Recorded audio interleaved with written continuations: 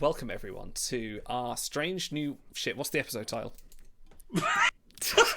Strange New Shit, episode 7. Serene Squall, you ass.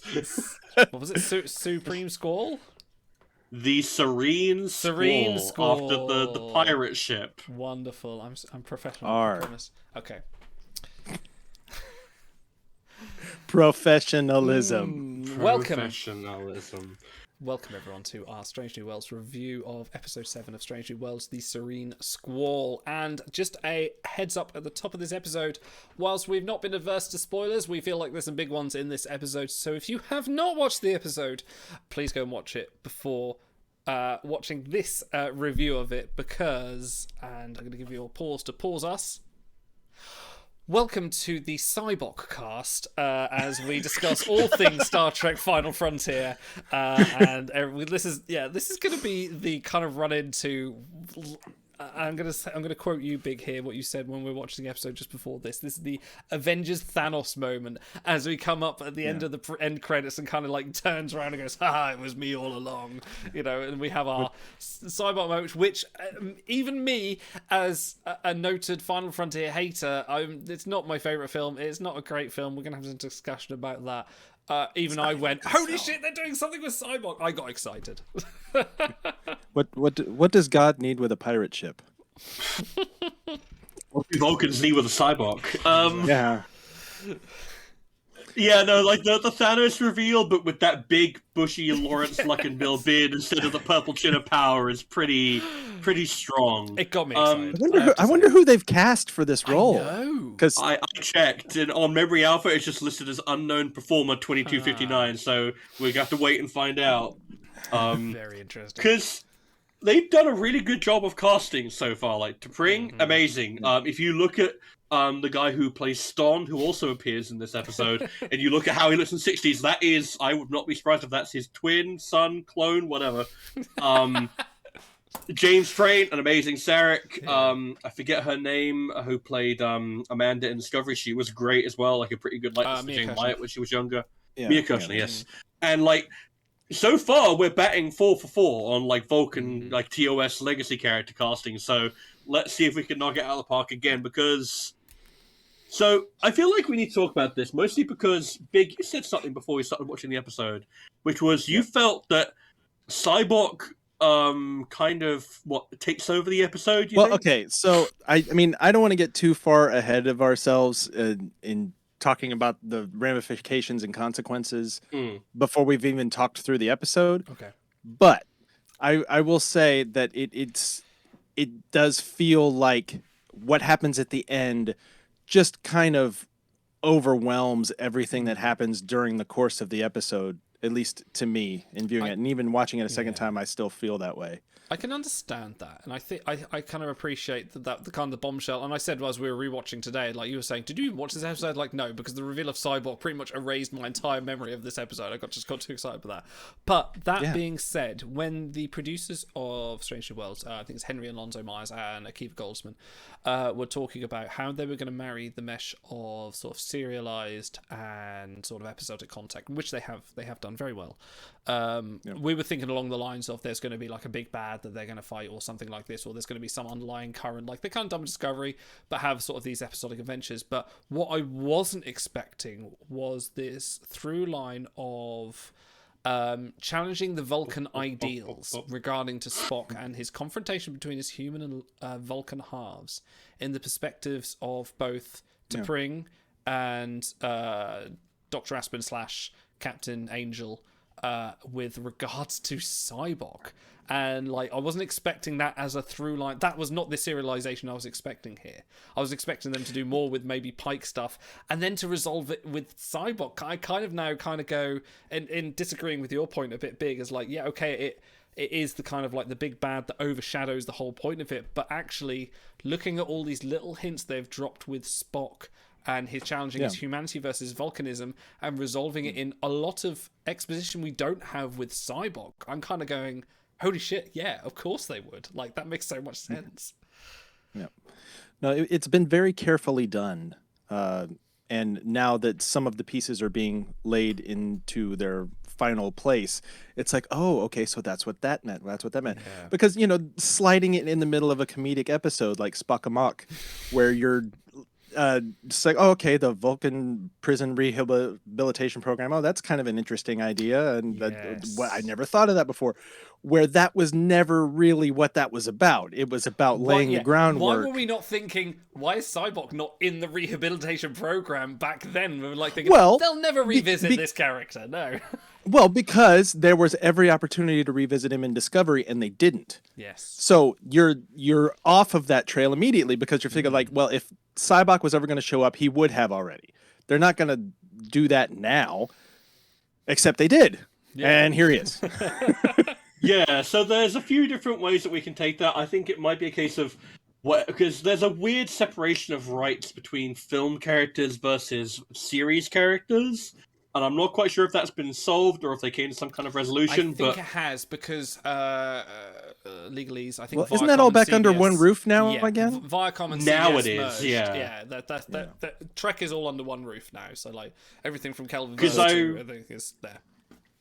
Because when I was looking at the pre-release material for Discovery Season 2, they literally asked one of the writers about Cybok, and they were like, this is a character that we have talked about in the writer's room. We want to talk about him, but we are not allowed to. And clearly that has changed in the 4 or 5 years since.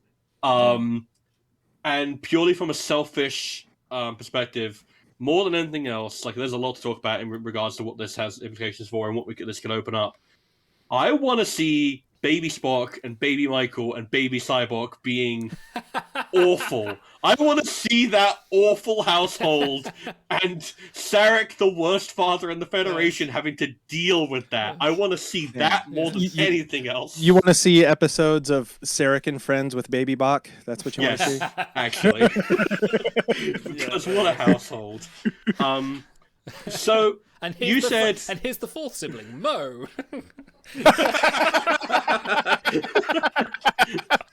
Just get all the Stooges in there. So, well, you said that it kind of overshadows the episode, and I have to ask the question: if you were to lop off the last 30 seconds of this episode so that you don't have that final leading conversation with Spock and Chapel, what are you left with? And I feel like you're actually left with a pretty decent episode with some good character development. Yeah. And a good little bit of like a little bits of lore here, a little bits of like it's still continuing on the threads. It does feel like it's overshadowed by the Cybok reveal because it's meant to be the big pop. But the episode underneath it is not just substantive, but it also is creating a text where you don't see Cybok and you go, oh, Cybok, and then you're going, oh, I wonder what they're going to do with him. You look at Cybok's reveal and you go, this is a perfect place to take this character because Spock's conflict dovetails perfectly with where Cybok is at this point in his life. Like you said, Big, it's been very cleverly done. It's very sort of subtly introduced. I'm sorry, I was just laughing because if you'd have told me about 2 weeks ago we'd be very excitedly talking about Cybok, I would have called you insane.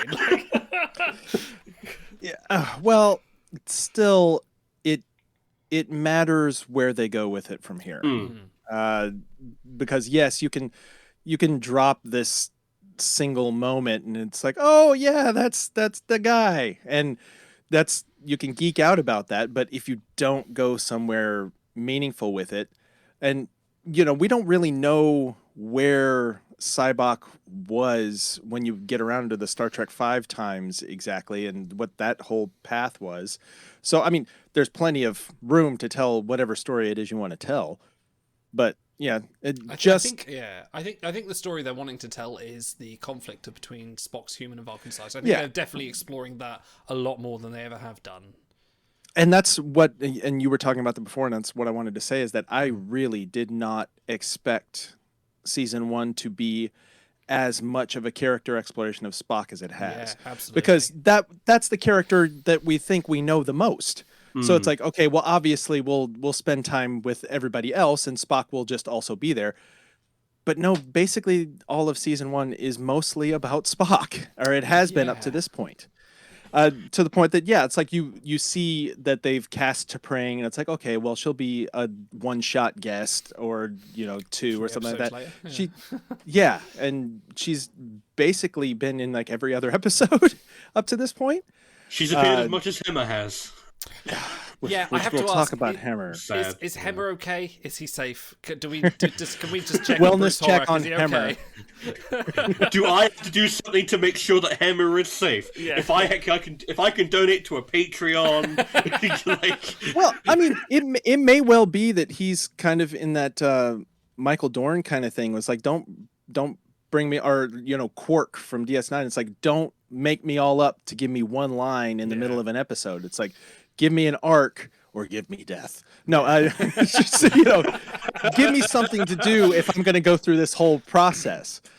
So yeah, because I was looking at some of the other details, and not just is it the prosthetic, which obviously takes hours. Like even with the advantages and the advances in makeup technology, it still takes hours to get a prosthesis that involved on. But I've also found out that because of his actual disability with his eye, they cannot use contacts on him. They have to CGI in the A&R blind effect. Really? Which means that having him on screen with his eyes like that actually increases the budget to a degree. Interesting. Didn't realize that. Because of the contact has an issue. Guess what? That's his other eye gone. Yeah. Or something to that effect. Basically, it could have a potential to go massively wrong. So maybe that's potentially why they're doing it. They're like, no, we either use him well or we don't use him at all. And I imagine probably Bruce Horak is okay with that, because I imagine he's probably getting paid like a decent. And obviously, this is a big role for him. Hopefully, it opens a lot of doors for him. But it's just a case of, we were in engineering, the Intermix chamber was there. Even if, could we not have had a TOS style body on the floor with the red engineering thing and Hemmer's wig? And it's like he had bludgeoned a few people with a big stick. Can we not have had that? Or just have him be in the cell with Mbenga and Una and all them after they've all been beamed off the ship too. Yeah, it's like there's not even some kind of voice cameo that could also. I think we're keen to know more about Hemmer. Like, definitely, it's one of the characters. Yeah, we want to know more. He's cool. Remarked more that him and Ortegas need a fleshing out episode. Like, everyone else has kind of had their episode and their time down to sort of say, this is who this character is. This is where we're going with this character. And we're like, we want to know about these unknowns. We want to see what's going on with, like, the first Anon we've seen since season 4 of Enterprise. So, in God knows how many years it is now. Swinging back to let's talk about the beginning of the episode and like what you were saying about we're getting more T'Pring and Spock focus here. How much were you guys chuckling over the very awkward, the Vulcan equivalent of dirty talk, as it were? I was like, I studied these human manuals on sexual procreation. And I was just like, the spit take of Spock. Like, who was expecting the cut to Spock drinking wine, just going, what? It is disorienting, but eminently satisfying to see Spock squirm. Yes. Because he's normally such a composed, unflappable character. There's pardon me? Yeah. And also, like, a rare admission of complete ignorance. Like, I've not read that book. I don't know about that. I don't know about this. And it's like, it's really funny. Not only is it funny, but it's we're talking about every episode is basically a Spock episode. We're getting a lot of development here for him here, and that's because these are parts of him that you don't really get to see very often as at Leonard Nimoy. Because with Leonard Nimoy, it was like, he was basically sprung onto screen, basically fully formed. Like, there was a degree of development, especially in the movies, but especially in TOS, it's basically, Spock is Spock. He is as he is. He has already reconciled the two parts of himself, and he's relatively satisfied with who he is. Yeah. And here we're sort of, like, picking apart the very little individual parts, and seeing where we go from there. And I know while we're kind of trying to stick to the first part of the episode, but kind of tying into my point, there's a line that Angel says later on where they say, I know there's more to life than logic, and I suspect so do you, to Spock. And my brain immediately went to what Spock says to Valeris in The Undiscovered Country, where he tells her that logic is not the end of knowledge, it is merely the beginning.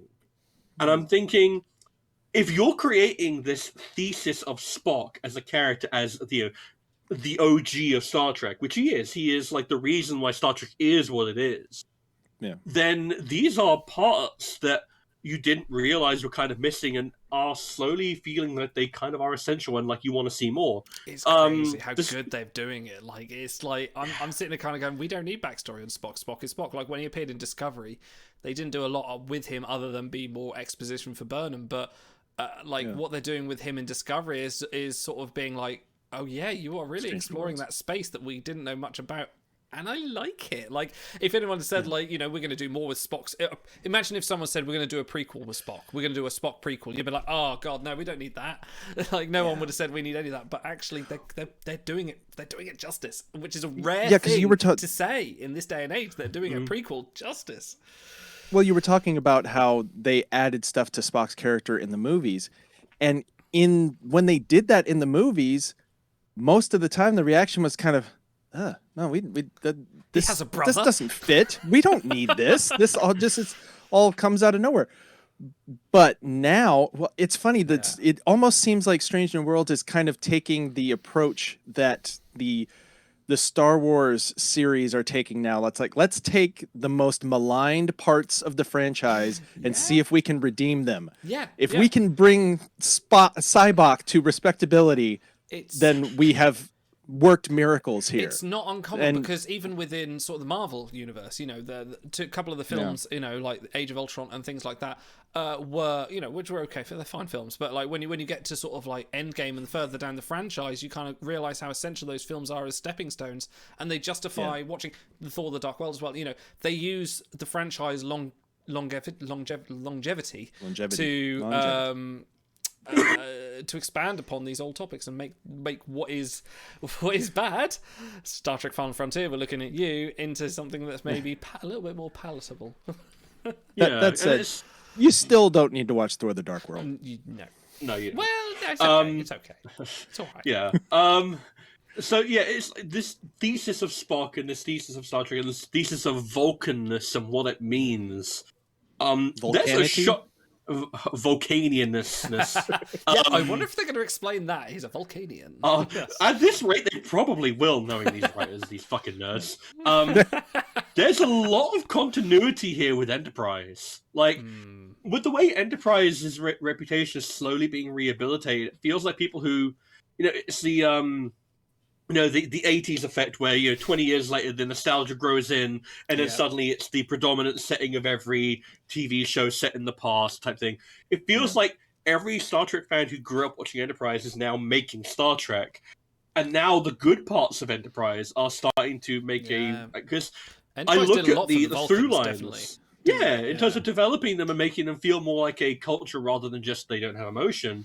You can now see an exact through line from Enterprise, Strange New Worlds to TOS, and then into the TNG era. And it's really interesting that they keep on managing to dig at these little parts of a culture we think we basically know everything about and going, well, what about this thing? Isn't this interesting? And we go, I kind of hadn't considered that. And no better way to talk about that than with Cyborg. We haven't had the payoff yet. Like, we're still waiting for this payoff. Like, episode 10 will come on. We're still waiting for this. But I'm going to take a unprecedented leap of faith here and just say they are doing it really well. And that is, like I've said before, that is so rare for me to have something that is addressing a part of my fandom and not ruining it and taking the time and approach to be careful with it, but make it entertaining as well. And do you know how relieving that feels? Like, that feels so good. It really does. It really does strike me that we're 7 episodes into this first season, and there were tons of warning signs. Like we thought, James T. Kirk confirmed. It's like, we did. We spoke about that, didn't we? Yeah. And now 7 episodes in, I'm like, you know what? I kind of do want to see more of what. If you keep up this writing quality, I kind of do want to see what you do with Kirk. Yeah, just to have a kind of filling in, because this is as a writer, this is the hardest part of a story to fill in, which is the in between the prequel and the sequel, where you know the beginning and the ending before you get started, more or less. So they're actually finding interesting stories to tell in that space, which is really kind of fascinating. I mean, it's like people can do it, people that write novels for established franchises, they can do that, and it's obviously very hit or miss. but in a live action setting, that it's incredibly difficult to pull off something actually compelling. And so far, I mean, I had some quibbles with this episode, but Yeah. this so far, the story as a whole is very compelling, and I cannot wait to see where it goes. Yeah, and I think it has to be said that, like I said, if you took off the last, like 45 seconds of this episode, you would have basically just a standalone episodic thing that can stand on its own 2 feet. And that means that in terms of the balance between episodic versus serialized storytelling, this is like, it's weaving a path. This is the weird example. Like, this is obviously the serialized element, but God, you can still watch this episode on its own without fault. Like, this is the serialized parts you'll miss nothing on, like, unless you're a mass. The only part is, like you say, big at the end, unless there's people that will if I was to show this to my watch, she would go, yeah, that was a good episode, who's the weirdo at the end, that was like, that would have no meaning for her, but that was absolutely playing to the fans. Moving on, so should we talk about Dr. Aspen / Captain Swan? No, Swan. Captain Angel. Captain Why did I write Swan? For some reason I wrote Swan. I'm thinking of Elizabeth Swan. I've got Pirates of the Caribbean on my mind. That's why. You got Pirates on the brain, right? I'm thinking of Captain Angel. This is going to be my one little niggle of this episode, was the instant turn from just like reasonable counselor, possible antagonist here for the series to, haha, I am the villain now. I am now taking over your ship, but haha, I am a pirate. It's very much a turn to a little bit of camp, which I think if Auto was here, he would probably go, yeah, I love that, because that was very much TOS camp. That was very much of in the vein of that. I kind of found that a little bit like, so she's the villain, right? It was too much for me. It was too much, and the Aspen version of the character I was coming to terms with, and then when they do the 180 and goes to the full Snidely Whiplash kind of thing, it was just it was too much. It was like Jim Carrey's Riddler in Batman Forever, kind of. It was over the top. I can never tell. Yeah. The outfit, just really. Now I see it. It's really going for the cheap seats on it, and it was too much for me. I understand it, and I could understand knowing now that this is, I guess this is all over the place as far as the. Time stamping through the episode, but it's it makes sense that a Vulcan like Cybok would be attracted to someone like this that is like very in touch with their emotions, and then also very cognizant of other people's emotions and how to manipulate those emotions. That's a total fit for me. Yeah, but just as far as me enjoying it moment to moment, once they make the character turn, it was instant, wasn't it? It was almost too jarring. It wasn't just sort of like a gradual. You instantly had the double phases. Just like suddenly the character changes. It was like oh Christ, who's the stereotypical Middle English Poirot? It was almost like a Poirot skit, wasn't it? Like I am going to talk to you with my evil accent now. Yeah. Okay. Yeah. Fair. Yeah. So I have to come at this from a slightly different tack, and I feel like this is something that I feel like I have to address. And feel free to tune me out on this. Part of the reason I probably have a higher tolerance for, I think her name is Jessie James Keitel, the actress who plays Captain Angel and very Aspen. good. Just to precede here, very good acting. I've absolutely fantastic actor, actress. Apologies for pronouns there, but carry on. Yes. So, I follow them on Twitter now because I am very interested in their perspective on things. And they had a few tweets about specifically playing a villain this hammy and about playing a villain who is a deceitful, manipulative hider of their identity with regards to being a trans individual. Because that has its own subgenre of issues.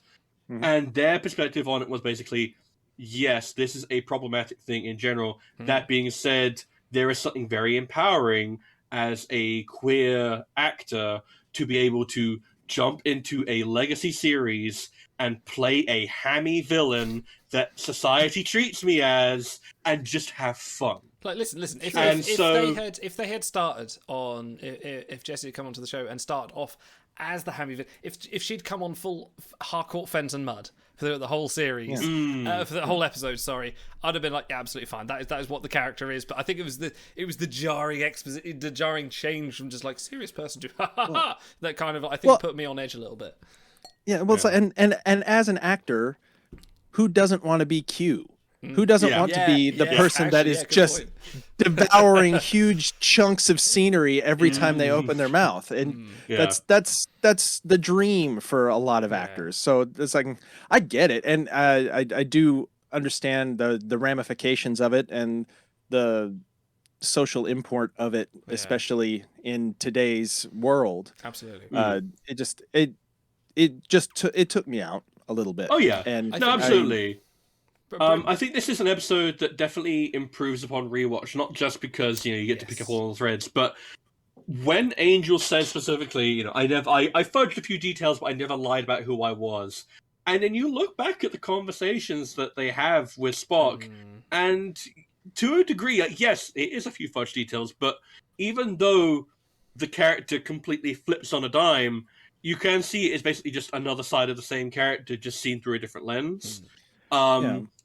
And I do find it very interesting in that respect, because the conversation that they have with Spock about all species putting things into boxes basically means that Spock's identity issues kind of have a trans metaphor now, which is really interesting to me.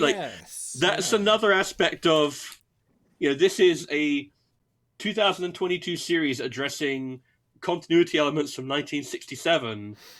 But it's still actually kind of commentating on society and how it views that sort of thing. So that's why I probably have a higher tolerance for that, the hamminess, because I just kind of appreciate it on a meta level. But inside the actual text of the story, yes, it was very instant. It's very much a rug pull. It's meant to be disorienting. Yeah, sure.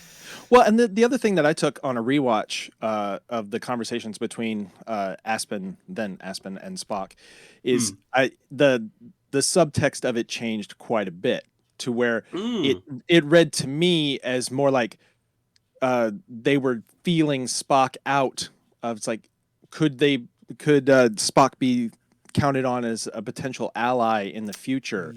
Somebody that could run along with what we're planning to do, Cybok and I. It felt like, could you lean into the human side of Spock and get him to run away from this logical construct of Vulcan society? That's how it read to me on a second watch. No, yeah, absolutely, and it's really interesting. Again, we keep on talking about Spock and Welcome as, it's a silly body swap episode, but it did a lot of foreshadowing and character development for this, because without the literal dream sequence in which he sees himself split right down the middle into two different halves with that perfectly human Spock with the mussy hair and the Starfleet uniform, a lot of this wouldn't have the same weight. But for a fact that this Spock, who is not yet fully formed, he is not yet Leonard Nimoy, he does struggle with that, and therefore you kind of go, it's like Pokemon. This could be leveraged. He's just a Len Nim. Well, he hasn't evolved yet to Leonard Nimoy. Well, and it didn't dawn on me, or probably most people, that it was ever something that he really struggled with, because we see him so fully formed from TOS on. Well, we do. I mean, they revisit it when he dies, and then they comes back for Star Trek 4. Star Trek 1 when he does the Kolinar and fails because he it doesn't fail. He refused it. I thought he... that's true. No, you are right. Yes, he does refuse it. Because he refuses it because it's a matter of galactic import, and the Vulcan priestess is like, you should probably go take care of that whole thing. Okay, we'll circle back to this. Yeah, exactly.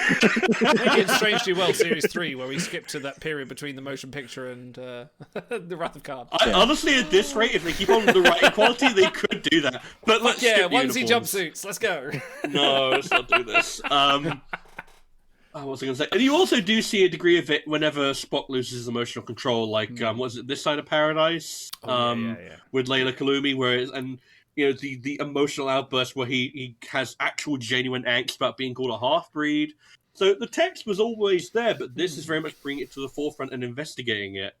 And it's very interested in making the conflict literal, not just in terms of let's have a Vulcan and a human Spock fight, but let's also have two humans present him with different aspects of his romantic life and different temptations and different lives in terms of Aspen and Chapel, and let's just go ahead and color code them for your convenience. You know? Yes. Okay, we'll as they are so very good at transitioning very subtly and cleverly, let us transition very subtly and cleverly into Chapel. And do you know what? And I said this to you guys. I have discovered something about myself with this series, is that I am a hopeless romantic, because I would really love for them to turn around and say, you know what? This isn't in the Prime universe anymore. We're making our own thing. And I can go, yeah, let's get Spock and Chapel together, because any part where they interact of any, like that look in Jess Bush's eyes when she's about to be kissed by Spock and she's in the deer in the headlights, you can just see she's just like, oh my God, it's finally happening. And I'm just like, yes, it's finally happening. And like part of me is just like, oh no, this doesn't end well. And we've said this before, and it pains me. I want them to never do Spock and Chapel episodes again, because it physically hurts. Like, this is horrible to watch, because we know how it ends up, and it doesn't end up well. Well, it doesn't even not end up well. It just ends up nowhere. Yeah, it just doesn't. But no, you go ahead. I'm almost wondering if we're going to get an actual Spock and Chapel relationship, and then it's going to fall apart so badly that neither of them want to talk about it, but she still has feelings, maybe. That's not impossible. It's not impossible, but it also doesn't feel very authentic to Spock's character.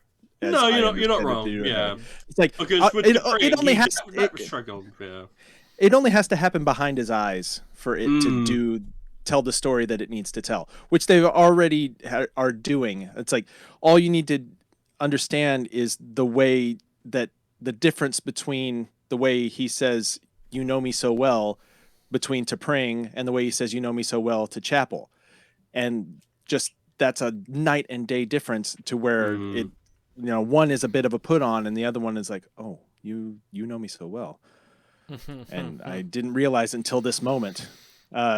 But I don't think it can go any further than there, both for canonical reasons and also just because I don't think that doesn't read true to me for Spock as a character. The audience must suffer is always something that drives television, and like people are suffering watching. If you told me that I'd be invested in the Spock Chapel potential of a relationship, I'd be like, that's stupid. That was never going to go anywhere. But now I'm like, but Chapel just deserves to have something nice happen to her. It really does. Jess Bush is selling it so. I'm a huge Jess Bush fan now. She is selling this so well. Everything in her eyes and the expressions, she does, the little we spoke about last week about Pike and his subtle expressions of humor, or I think it's the week before anyway.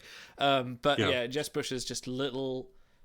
Her snarkiness and her playfulness counteracted with the subtle expressions of her real emotions is masterclass in acting. Really is. It's just it sells me on it. It really does. And this is not me just talking as a Star Trek fan, because we know nothing about Chapel. This is generally painful to watch. It really is. Well, yeah, because they're writing the real text of something that was only ever really hinted at before. And it's like you didn't really have to feel it before because you didn't see it. You just can kind of guess. So that is the difference between those things. I also have to give Chapel mad props. She gives Spock perhaps the best advice you can ever give someone in a relationship, which is don't try to be smarter than the truth. Yeah. And that's the smartest thing you can ever probably. I think Stamets had a very similar line to Michael Burnham in Season 1 of Discovery. He said, never try and hide who you are in a relationship. It never ends well, and you owe the other person to show yourself. And Chapel is eventually probably going to have to realize that Spock can never do that for her for many reasons. Like you said, it's not within his character. It's not.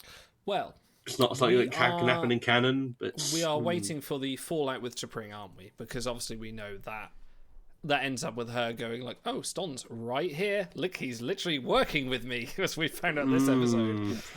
It's like literally, I cannot wait until this whole story arc resolves itself, and then go watch Amok Time after that to see how that reads now after all of this goes through. Because I'm wondering how that's going to play.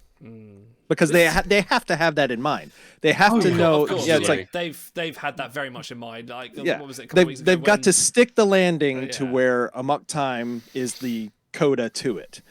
So that'll be fascinating to watch. I can't believe that we've gotten this far into this rewatch, and we have we even said the word pirates once, apart from talking about Elizabeth Swann? No. I think like this we God bless us, we are such hopeless romantics, aren't we, for canon and both for Spock's love interests. I loved everything about the pirate part. Like, but do you know what the worst thing was? The worst thing, what did they do to Pike's hair? They destroyed it. The peak has been dissolved. Like, they ruffled his hair. His power's been lost. I don't trust in Anson Mount anymore. That's just, as soon as I watch the scene, it's gonna be like the meringue on like a lemon cream pie. It's like if you thought it was tall before, brother, you ain't seen nothing yet. It's like it's on now. He's got to redeem it. Pike's Peak. It's going to be. We're going to get full Johnny Bravo Pike. Yeah. Yes. Yeah. Next week it's just going to be like, I'm just going to heighten it further. But no. In all seriousness, like the whole.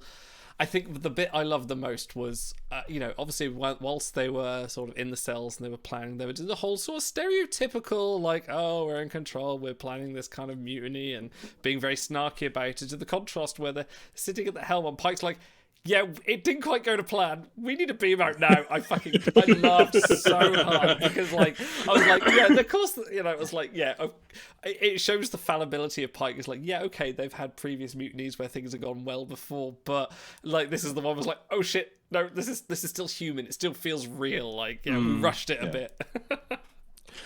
Well, the other thing is, yes, my other major gripe with this episode is just the trope of how easily an invading force can outwit and take over and completely take over the flagship of the Federation. There's no baryonic field here, is there? No one's out, and there's not just Picard and his riding saddle here. There should be a full. It's like I mentioned before. It's like tropes done well are great. And you can reclaim them, still have life to them. They work for a reason. This one, it was a trope of plot convenience because they needed to get the show on the road, and they didn't have time to explain how a pirate force could take over the ship quickly, and then also get to the Cybok Thanos stuff at the end. So it's the Reader's Digest version of how to take over a ship. And that also just, it felt way too easy and convenient for me. I mean, at least they had the moment of, Una locking down the ship. So, there's some competency among because that's another thing that we've been talking about over this whole season is how competent the whole crew has been up to this point, and they just absolutely got caught with their pants down this episode. Like, it's a crew of what, 280, 300, something like that, and there didn't seem to be that many pirates. Like, then, but I suppose they don't want to prolong a mutiny over about 3 parts, do they? So and then I lost the thread that I was. Sorry, crap.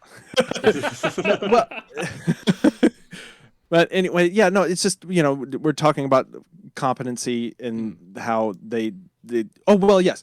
So it can't all be explained away by Pike being offended that he's being called a Boy Scout at the beginning of the episode.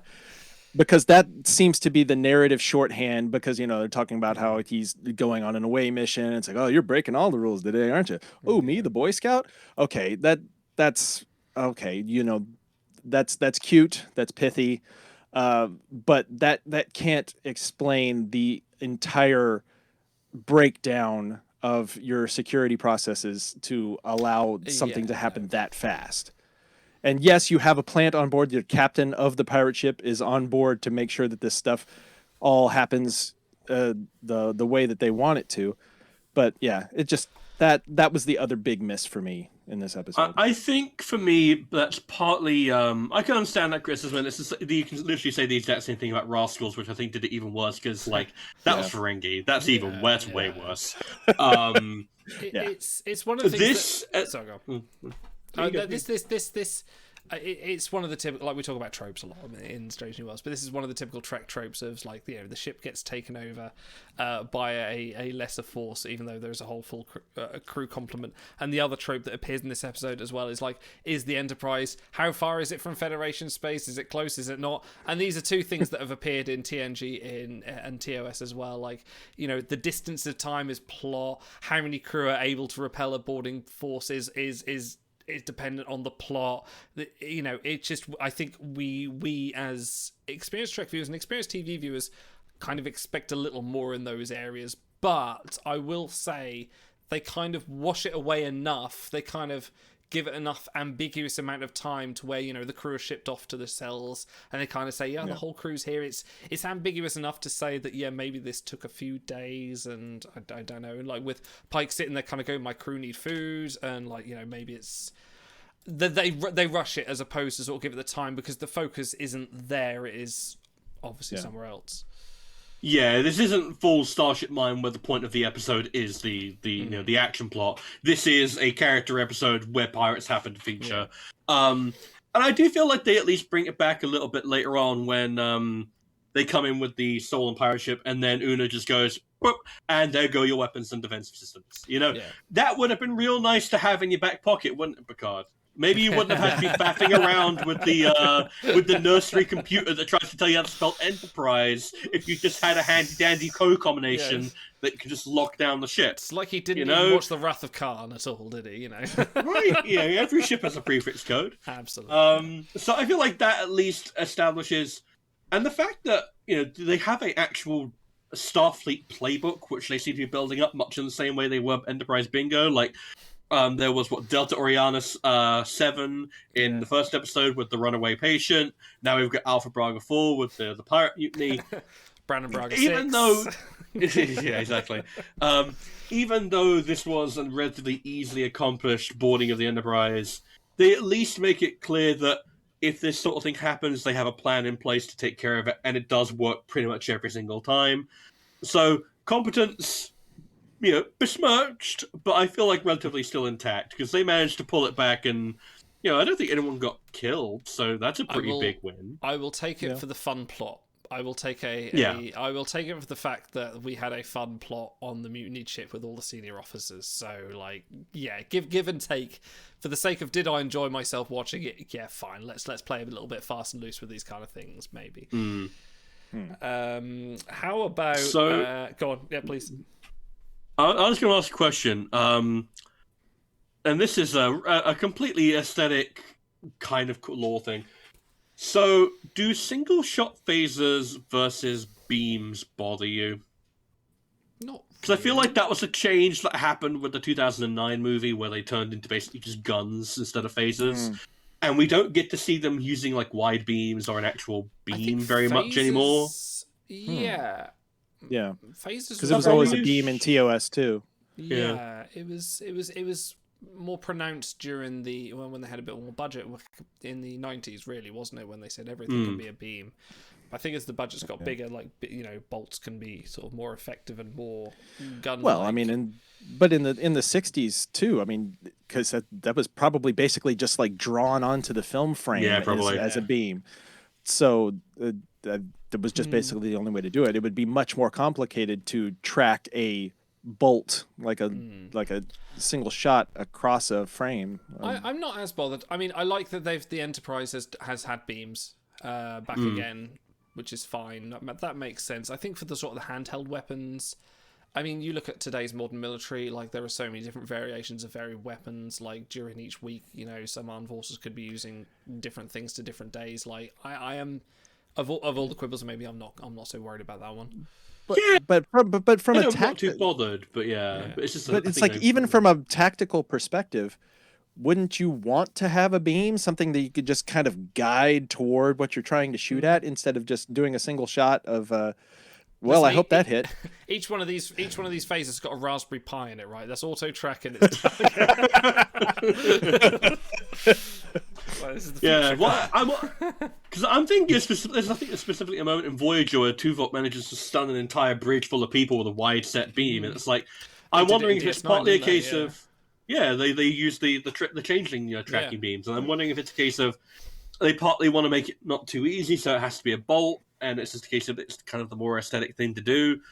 I don't know, it's not something that massively bothers me, but I figured I'd bring it up because it felt really acutely like, you know, Spock literally gets shot in the back, so does Aspen.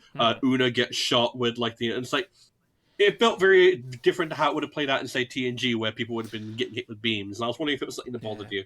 Do you think they're being very? Well, I will say go on. that all of that said, I didn't even notice it until you brought it up just now. So that's now it does bother me, but it didn't before. Sorry.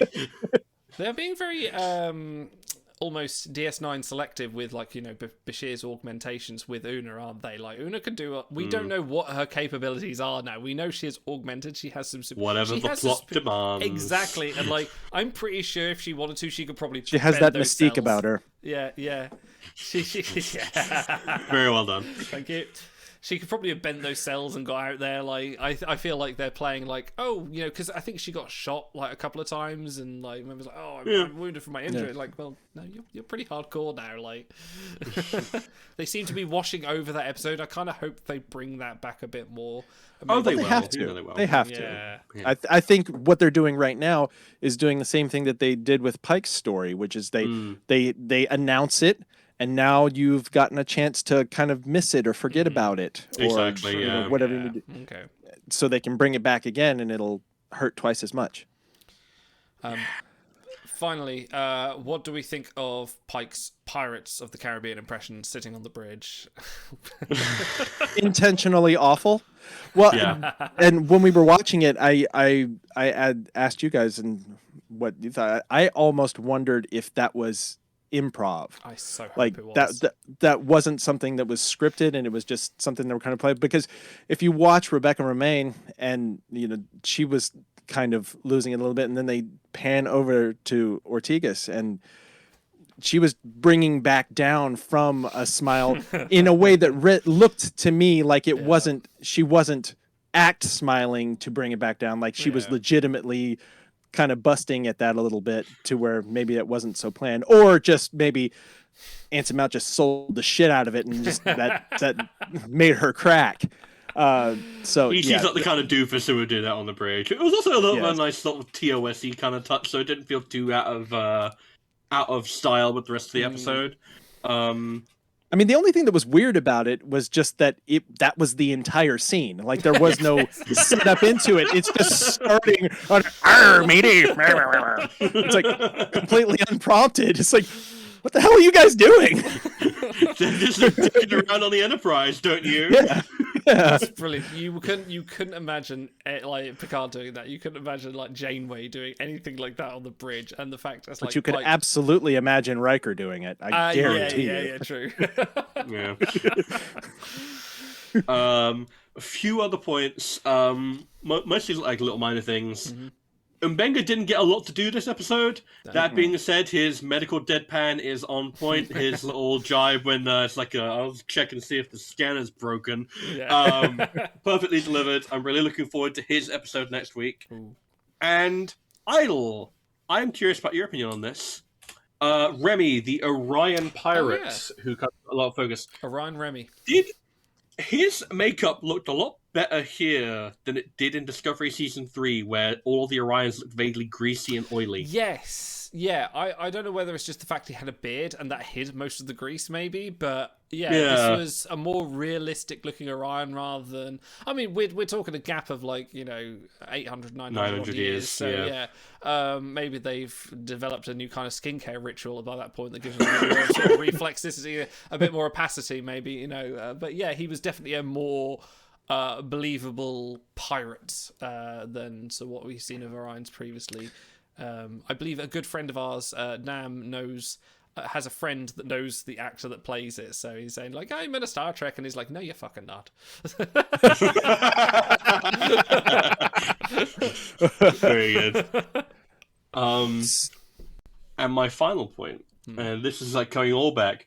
So this isn't anyone's episode, really. This is kind of like advancing the plot. There's a bit of Spock, there's a bit of Chapel, there's a bit of Pike, there's a little bit of this. It's kind of like an ensemble thing. No, you're wrong. This is this is Cyborg's episode. Yeah, well, was only here for 45 seconds. No Uhura at all in this episode either. Yeah, none in the last episode either, right? No, sorry, no. Yeah, there she was in the episode. Sorry, I'm getting it messed up in my head. Anyway, you were saying. Don't ignore me. So we get Angel's line about Chapel having rock hard eyes that indicates that she knows about the pain of love being the only thing that keeps you going in space. And she says to Spock, "You're not the kind of guy who's going to be chasing after someone else while you have a fiance." And she sounded almost guilty. And I'm starting to wonder, people were like, oh, well, she can't be engaged to Corby then. And I'm like, maybe she is. I'm starting to wonder. I think that there has been a hint of that on Twitter when Akiva Goldsman, someone was saying like, where's Corby and all this, and Akiva Goldsman was just like, basically, stand by. Stand by. I'm starting to wonder, is it a case of they don't saying it, it's a case of Chapel is explicitly feeling lonely and needing to fill a space in her life because Corby is not around and she feels neglected. And I'm wondering if that's going to be your mirror to Pring and her feeling neglected in her long-distance relationship. You know what? It's possible. Yeah, I could see that. I would. This is making me ask all kinds of questions about Chapel that I never thought I'd ask. Damn right. It needs to be done. Like this. A neglected character like Uhura's getting some attention, Chapel's getting some attention. It is fantastic. I absolutely like we're getting. And weirdly enough, Spock's getting some attention, even though we have loads on him as well. But it works. So I kind of. Yeah. Let's keep this showrunner and writing team going. Please, hopefully, season 2 is keep going, and they're watching this and not kind of retooling it as they go. But hey, if you guys are watching, keep on going. Just please, keep on trucking. This please, season, love it. Please keep. You have our permission to continue. Explicitly, our permission. So let's wrap back around. Like, for all the people that now started discovering Cyborg and thinking, should I go watch The Final Frontier? No. Oh boy. Don't. Because I think we need to kind of end this on, is The Final Frontier worth watching for a Cyborg and Spock relationship point of view? Yes. No. Yes. Well, okay, so here's the thing. Yes, if you want to fully experience what the writers are intending for you to experience, you need to have that experience it. Yeah. You need to have this after story that is now going to be the backstory for the backstory that they're planning on telling now. The forward story. Yes. Flip it around and reverse it. But no, but how much of Sybok and Spock's relationship do you really get in Final Frontier? No. Very it's low. Like, it's just, yes, they go back and he tries to take away Spock's pain with him being born a human and stuff, and it is played as a gag when Spock talks about him having a brother. It's like, I happen to know you don't have a brother. You're right. I have a half brother. So it's a gag. It's not hard plot. It's not, you don't. So if you're going to Star Trek 5, don't. But if you're going to Star Trek 5 for filling in the gaps on the Spock-Sybok relationship, you're going to be sorely disappointed. Apart from being sorely disappointed that you just sat through Star Trek 5. So, don't do it. Well, I will make the counterpoint that Sybok and to the same degree, DeForest Kelly's performance in that movie is unmatched. Yeah. Yes. And that alone is worth the price of admission for me. Like that, 5-minute stretch where they are just talking about each other's pain is not just some of the best acting that they've ever done, but also like incredibly Star Trek in talking about trauma and culture and society and expectation.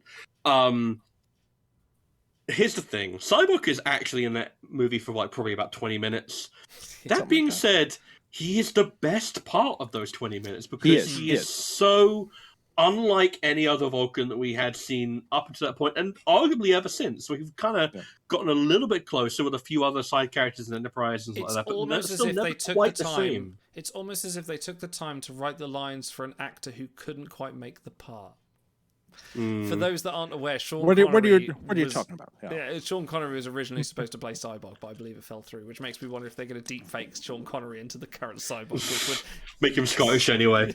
Why you've got a Scottish accent, No, I don't think if you replace Lawrence Luckinbill with Sean Connery, I think that is a downgrade in that role. Actually, yeah. It's too distracting. Because he, like you say, he and DeForest Kelley are the two actors that come out of that movie pretty much unscathed. Yeah. Whereas, Leonard Nimoy is made to be a clown pretty much in that movie, and of course Shatner is just. Ugh. Well, and then Bill. Yeah. Can't hear. Yeah, and Scotty is kind of hit or miss because he's got miss on the bulkhead, you mean? Yes, yeah. So he has the you not recognize a jailbreak when you see one moment, which is good, which is really good. But then you have just the cornball. It's just the and those it's awful brown jumpsuits that they wear in that jailbreak. Oh my god! Like you had this red. I thought you wouldn't like those. You loved the motion picture. Yeah, these are worse because they're fatter. Well, and it's like you could compare and contrast this with, because that movie, it tries to go comedic over and over and over again, and so many of those just don't land. And something like Spock Amok, where it made the comedy work, and where it's like it was played as serious, but it was funny, whereas that was trying to be funny. And it just made it apart from the fact that the coda of the film is just a complete mess because of all of the effects that they tried to do that didn't work. And it's like, how do you ever try and go meet God in any circumstance and have that come off in a way that's satisfying? You can't. You can't. Don't go there. But now you have an actual reason to go back and watch it because Cyborg is... It's like he's written for an entirely different movie because he's such an interesting antagonist, and he is the single Star Trek antagonist that I would actually want to see come back because he is non-violent. He has a philosophical point. Yep. He is related to a main character, but brings a light to that character that is genuinely interesting and that you want to see explored. Thanos, isn't he? Well, yeah.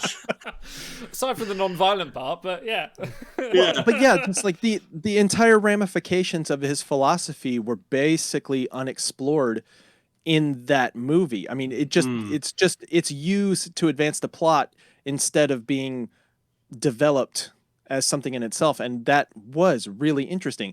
And the hints that you got were really interesting. So yes, that it is a very, very fertile character for someone to do something with that is more capable of fully exploring it. Than William Shatner, yes. Guys, yes. We're talking about Cyborg and we're excited. What has happened? What has happened? We're talking about Cyborg and we're excited in an episode that I didn't particularly like watching of Strange New Worlds. It's probably my least favorite one of the season so far, but really? I digress. Because let me ask you a question, right? So I don't know if you realize this, but between the Red Angel visions that Spock had when he was younger and Cyborg's visions of Shakari, this means they both had visions of extra-dimensional forces and may have bonded over that. What did Sarek do to them? Sarek's a bad father. I wonder why it clanged in my ear every time they said angel. Being as angel is such a loaded term, both in Cyborg trying to go meet God and then also all of the Red Angel stuff from Discovery. It's like, what's what's the significance? I don't think you just pick that name out of a hat when you're in the writer's room. It's good like point, actually. yeah. So what does that mean? I don't know. Did Cyborg have the same visions as Spock, and then he got messed up as a result? Is that going to be the revelation? It's technically all because of Gabrielle Burnham messing around the time stream. Like, god damn it.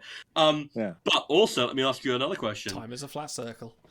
If Cyborg has his power to take away people's pain, what do you think he would see for each member of the Strange New Worlds cast? Oh my. Oh, this might explain the chat. Well, I'm wondering if we might get more development on Pike's future and his angst about that brought full for I'm wondering, because that is such those scenes that you see with McCoy and with Spock and then Kirk's adamant refusal to confront it is such a good bit of character work that the idea of using the exact same concept, the same character. Stop making the Final Frontier sound good. Stop it. I know. Yeah, or no, I get that. I get that. What's it's like, does that intersect back with the Una plot? Does that Does this do something to Uhura with anything she's holding on to about her parents' death? If they manage to coincide all these loose threads, all these small serialized plot points into like an epic finale, and Cyborg managing to do something miraculous here and it being the best finale in Star Trek, I will fucking lose my mind. I'm not even joking. Well, because this is the thing. This is the precipice that we're at right now with this series, is that it was billed as episodic television. But what if that was just to put us at rest, put us at ease, and then it's laid out as these single episodes, and it's set that way, and then they just put all of these little nuggets of things in all these episodes, and turns out it does all just come together in this nice little cosmic quilt at the end. Well, what they said was, in the original precipice, when they said we're doing Stranger Worlds, yes, we are doing an episode. They did say yes, it will have a serialized element, and that I think they've never said this is going to be totally episodic. I think they have said there's going to be serialized. I mean, I think my in-brain equation would be this is the equivalent to all the Worf episodes leading up to Redemption, but this seems to be a lot more cohesive. So, from what you've just said with the cyber thing, because I would be surprised because having seen the previews for next episode has nothing to do with any of this. It's a Mabenga episode. It's funny. It's weird. It's goofy. Yeah. Well, and here's the thing. I wouldn't be surprised if we don't hear the word Cyborg for another year, because it will be in season 2. Okay. Sure. Yeah. I wouldn't be surprised. Well, and that makes sense too, because introducing it this late into the season, there's not a lot of time to really get that. And it's like, maybe it's something, maybe there's 4 or 5 major threads that all get picked up maybe in the season finale or something that are just used to throw it into season 2. Or they never do anything with it.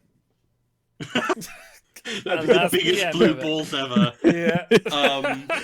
They just all end up in a big mud bath at the end of the season, and it's just popping balloons. That's the thing with episodic, isn't it? You don't have that pressure with serialized, where it's like we have to wrap it up in 13 episodes this season. You can't leave the Red Angel plot hanging until season 3. You can't leave the Burn unsolved until season 4. You can just leave Cyborg on a shelf and come back to him in 10 episodes. Yeah. Damn. Like we're saying, just give everybody a chance to forget about it again, and then you bring it back. Yeah. I would love that, to be honest. I think that sounds really, Leave it to be a complete surprise whenever it turns up, because it's like, that's the thing with this episode. It looked like a completely other thing, it looked like a space pirate thing, and now it's that's technically a Cyborg episode. That's the thing with Shakari, you never see it coming. Never. So, on that note, yes, go on. How many Shakaris out of 10 are we giving this episode? Big. Oh, we're starting with me? Go on. Okay. Set the level. Because, all right, it's difficult, but I feel like I need to separate what is this episode on its own merits apart from what The is promise. it doing for the rest of the series? Because to me, just because of the issues that I have with the ease of the pirate takeover storyline, the the hamminess of the villain flip, just those elements detract from watching this episode just on its own as a piece of sci-fi entertainment to me. Okay. So I'm gonna give it. I'm sure this seems low, but I would give it a 6 out of 10 for me, just because I didn't find myself enjoying it in the moment all that much, and Okay. I think the score needs to reflect that. Okay, that's fair. Idle, how many Shakaris out of 10? I am floating between 7 and 8, and I can't quite make my mind up. I think, like, I as much as I respect to say you've got to kind of ignore the Cyborg thing, I can't, because I feel like that's given me a very much an excitement for this episode in the same way. And like you say, the Avengers thing, like I rewatch the first Avengers film, the 2012 edition, for over and over again, because it has lots of good moments, but it does have a lot of implications for the things I've seen ahead of it. I very much enjoyed the Spock dynamic. I very much enjoyed all of Pike's parts, and the whole sort of mutiny and the whole sort of cockiness that resolved into nothing. I had a very good time with this episode, so I think I am. My only quibble was the instant switch between Dr. Aspen and Captain Angel. Angel. I keep saying Swan. Captain Angel. Slippy, Slappy, Yeah. Swanson. Yeah, exactly. Swanson? Yeah, that's probably my only quibble. Never But I has think, ass two things, whole ass one thing. but once it kind of got into the scenery chewing, like I kind of then enjoyed the moments that were had, and like there were some more to bring moments in this, and so I think I'm leaning to 8. But I'm gonna play a decimal point here. I'm gonna say 7.5. I don't usually do that, but I'm gonna say a 7.5 because I can't quite decide. There were things I think only because there were better episodes, and I think you're right. The Cyborg stuff does overshadow the whole episode, but it was a cool moment. Well, and that's my major criticism of the whole thing. I mean, I don't want to step on anybody else, but it's like the whole episode was a smokescreen. Like basically all of the elements of the story are used to obscure until we get to that last moment. I mean, it kind of it unmakes things toward the I end. disagree with that. Yeah, I little bit disagree because it was the people say it's not about the destination, it's about the journey. I think a lot of the journey with Spock was paid off in that, and there's a lot more of him with his reflection, with his relationship with Chapel, with his reflecting on his human side. And him being able to play on a little, when he's deciding on the targets to choose, and he's physically trying, physically in agony, trying to play a hunch. I think that it was the elements of the plot leading up to that decision that were the good, rather than maybe the actual outcome. Yeah. And I also disagree because we're going to see Angel again. Like, they are Cyborg's partner in crime and also romantically, so that's all set up for that character as well. So, in that respect, I'm going to give it an 8 out of 10. I don't think it's my favourite, but I think, and not even just because of the Cyborg thing, I think it is a relatively decently structured episode all on its own. I would also like to point out, Big, you seem so tortured with a 6 out of 10. You gave the Darcy episode a 6 out of 10 as well. Yeah. And it's like, these are still good episodes overall, I feel. It's for different reasons, though. It's like this just, I don't know, on its own merits, it didn't hang together for me. Whereas the other one, it was more, I'm grading down just because it bummed me out so much. Basically. Yeah. So the scores are the same, but the reasons are very different. Yeah, absolutely valid. But it's just like, also we have to keep on keeping in mind, lowest score of the season, still like on the good side of the scale. Yeah.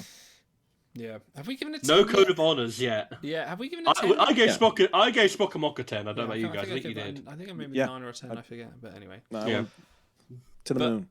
To the moon. On that note, we'll wrap this Final Frontier talk up, and we will come back next time with next week's episode, which I haven't seen the previews, but I believe a lot of people are very much looking forward to. So It has potential to be another 10 out of 10 for me. Oh my It's lord! so much fun. Let's. Oh boy. I'm kind of looking forward to getting to the end of the season and seeing what we think. Like maybe this might be the best first season of Star Trek ever, but we'll see. We'll see. On that note, we'll see you soon. By average, I feel like it's already there. Yeah. We'll get there. Even if you put ones the rest of the way, I think just overall quality. Cool. Move along home for the rest of the season, and on moving along home, we shall do the same. See you later, guys. Ta-ra.